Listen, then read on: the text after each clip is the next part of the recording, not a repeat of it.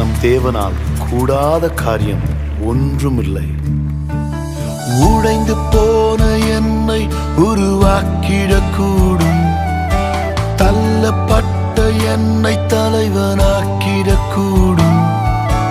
உடைந்து போன என்னை உருவாக்கிடக்கூடும், தள்ளப்பட்ட என்னை தலைவனாக்கிடக்கூடும். என் தேவனால் கூடாததொன்றுமில்லை, என் தேவனால் கூடாததொன்றுமில்லை, என் தேவனால் கூடாததொன்றுமில்லை, என் தேவனால் கூடாததொன்றுமில்லை.